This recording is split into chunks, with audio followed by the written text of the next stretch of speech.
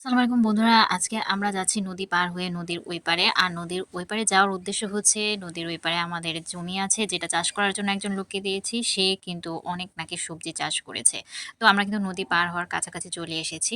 নদী পার হয়ে গেছি, এখন যাওয়ার পালা। তো যাওয়ার পথে কি দেখলাম সেটাও কিন্তু আপনাদের সামনে তুলে ধরবো। এত বড় পেঁপে গাছ আগে কখনো দেখিনি। তো আবার যাওয়ার পথে দেখলাম এই যে মিষ্টি কুমড়া, লাউ। দেখতে কিন্তু খুবই সুন্দর লাগছে। আসলে নিজের চোখে না দেখলে কিন্তু বিশ্বাস করা যায় না। গ্রামের পরিবেশটা অসাধারণ সুন্দর। আর দেখতে কিন্তু আমরা চলে আসলাম আমাদের সেই কাঙ্ক্ষিত যে মানে জমির চাষ করা হয়েছিল ফসল, সেখানেও কিন্তু এই যে মিষ্টি লাউয়ের চাষ হয়েছে। তো সেই মিষ্টি লাউ কিন্তু এই যে যিনি তুলে দিচ্ছেন তার কাছেই কিন্তু মানে জমিটা দেওয়া হয়েছিল চাষ করার জন্য। আর তারপর কিন্তু আমরা শেষমেশ বেগ ভর্তি লাউ নিয়ে নৌকায় করে বাসায় ফিরছিলাম। আর সবার অবস্থা খুবই কাহিল। যাওয়া যতটা সোজা কিন্তু নিয়ে আসা ততটা সহজ না। কষ্টসাধ্য হলেও ঘোরাঘুরির অনুভূতিটা কিন্তু দারুণ ছিল।